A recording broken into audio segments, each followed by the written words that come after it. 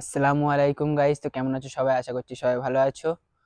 অনেকদিন ধরে তোমাদের বলছি বাইকের মডিফিকেশনের ফুল ভিডিও আসবে, কি কি আমার বাইক ইনস্টল করা হয়েছে, কি কি মডিফিকেশন করা হয়েছে। তো আজকে সেই ভিডিওটা নিয়ে চলে আসলাম। তো চলো এক এক করে দেখানো যাক কি কি মডিফিকেশন আছে। তো প্রথম থেকে শুরু করি। এটা আমার ডমিনারের হেডলাইট, এটা আমার অ্যাপ্রক্স পড়েছিল 3,500 টাকা। আর একটা ছোট্ট মডিফিকেশন করা আছে, এই যে এই মডিফিকেশনটা দেখতে পাচ্ছ, এটা অন্য এনএসএ তুমি দেখতে পাবে না। যে কোনো এনএসএ দেখো এই মডিফিকেশনটা তুমি দেখতে পাবে না। এটা হচ্ছে এই চ্যাসিসের এখানটায় লাগানো থাকে, এই জায়গাটায় লাগানো থাকে। এইটা খুলে আমি এখানে লাগিয়েছি, কারণ হচ্ছে এটা এই জায়গাটা অনেকটা ফাঁকা ফাঁকা ছিল, তাই জন্য ভর্তি করার জন্য এই এই জায়গাটা লাগিয়েছি এইটা। আর তারপরে আসি নাম্বার প্লেটের ক্লামটা। ঠিক আছে, আমি একটা ওয়েবসাইট থেকে বাই করেছিলাম। আর এটা হচ্ছে ডিউকের মাডগার্ড, এটা হচ্ছে ফ্রক প্রোটেক্টর, এটা দু সাইডেই আসে। দুটো এইচজেজির ফগ লাইট লাগানো আছে। তো এটা 4টে মুড আছে, দেখাচ্ছি এক করে। এটা ফার্স্ট, এটা সেকেন্ড, এটা থার্ড, এটা ফোর্থ, আর এটা রেড কালারও আছে। এই যে আফটার মার্কেট ইন্ডিকেটর লাগানো আছে। এটা হচ্ছে হাইড্রোলিক পাইপ ইনস্টল করা আছে, দেখতে পাচ্ছ। যেটা শর্ট, আগে আমার লং লাগানো ছিল, মানে তারটা একটু বড় ছিল, এখন এটা শর্ট লাগিয়েছি। আর অ্যাপ্রক্স পড়েছে 600 থেকে 700 টাকা। মিরর, হ্যান্ডেলবার মিরর, এটা ইনস্টল করেছি রিসেন্টলি আমি। এটা অ্যাপ্রক্স পড়েছে আমার 600 মতন।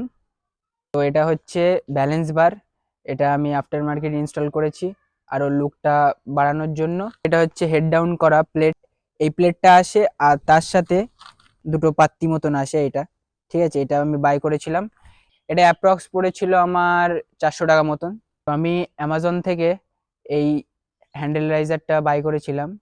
কেটিএম এর সার্ভিস সেন্টার থেকে হ্যান্ডেলটা বাই করেছি। সেট আসে পুরো, এই যে এটা ফুল সেট আসে, এটা এনএসএস লাগানোর জন্য এটা সেটটা আসে। আর হচ্ছে আরসিবি গ্রিপ আছে। এটা হচ্ছে RC390-র আন্ডারবেলি, এটা আমি একটা ওয়েবসাইট থেকে বাই করেছিলাম। তো এটা অ্যাপ্রক্স পড়েছিল 2300 টাকা মতন। ঠিক আছে, তারপর আমি পেন্ট করাতে হয়েছে রেড কালার, সেম পেন্ট করিয়েছি। আর এটা ব্ল্যাক কালার করিয়েছিলাম, এটা এসছিল নর্মাল নন পেন্টেড এসছিল, আমি এটা পেন্ট করিয়েছি। ফ্রেম স্লাইডারটা লাগিয়েছিলাম আফটার মার্কেট। তো এটা লাগানোর সময় অনেক অসুবিধা হয়েছিল, দেখতে পাচ্ছ এই নাটটা, এই এই ইয়াটা দেখতে পাচ্ছ। ঠিক আছে, এটা আমি অ্যামাজন থেকে বাই করে লাগিয়েছি। তো আর একটা হচ্ছে এই নাটস ক্যাপ, গুলো দেখতে পাচ্ছ পুরো উঠে গেছে। ও গরমের জন্য আরো রোদের তাপের জন্য রংগুলো পুরো উঠে গেছে। তো দেখতে পাচ্ছ অ্যামাজন থেকে বাই করেছিলাম এই সিট কাউলটা, তোমরা এখনো অ্যামাজনে পাবে। কালারই রেড অ্যান্ড ব্ল্যাক ছিল, আমি পুরো রেড করে নিয়েছি, আমার বাইকের সাথে ম্যাচ করে পুরো রেড করে নিয়েছি। আর তার উপরে গ্রাফিক্স দেখতেই পাচ্ছ। তো এমআরএফ এর 130/70 সাইজের এই টায়ারটা লাগানো আছে, দেখতে পাচ্ছ। এর বেশি লাগালে আরো আর কি গোল টাইপস এর হয়ে যাবে, তাই জন্য আমি 130ই লাগিয়েছি। তো পরে ইচ্ছা আছে আমি পুরো সুইংগাম চেঞ্জ করে, পুরো অ্যালয় চেঞ্জ করে ডমিনারের সুইংগাম লাগাবো, আর ডমিনারের অ্যালয় লাগিয়ে আরো টায়ারটাকে আরো ব্রড করার জন্য। টেল টাইডিটা দেখতে পাচ্ছ, ফোল্ডেবল টেল টাইডি, আমি এখানে দেখতে পাচ্ছ এখানে ঝালাই করে নিয়েছি, কারণ আমাদের এখানে পুলিশের বিশাল চাপ। ঠিক আছে, আর এটার জন্য পুলিশ তো ধরবেই ধরবে।